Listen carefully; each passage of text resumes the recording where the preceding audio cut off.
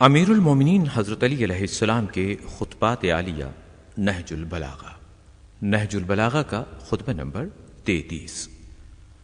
امیر المومنین حضرت علی جب اہل بصرہ سے جنگ کے لیے نکلے تو عبداللہ ابن عباس کہتے ہیں کہ میں مقام ذیقار میں حضرت کی خدمت میں حاضر ہوا تو دیکھا کہ آپ اپنا جوتا ٹاک رہے ہیں۔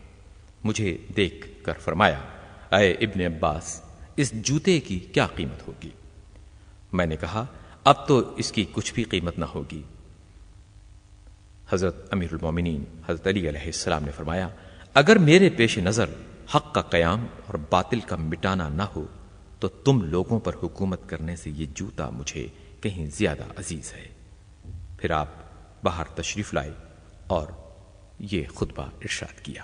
نہج البلاغہ کا خطبہ نمبر 33۔ حضرت علی فرماتے ہیں، اللہ نے محمد صلی اللہ علیہ وآلہ وسلم کو اس وقت بھیجا کہ جب عربوں میں نہ کوئی کتاب آسمانی کا پڑھنے والا تھا نہ کوئی نبوت کا دعوے دار۔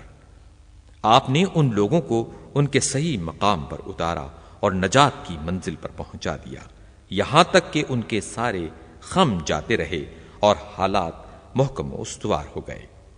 حضرت علی ارشاد فرماتے ہیں، خدا کی قسم میں بھی انہی لوگوں میں تھا جو اس صورتحال میں انقلاب پیدا کر رہے تھے، یہاں تک کہ انقلاب مکمل ہو گیا۔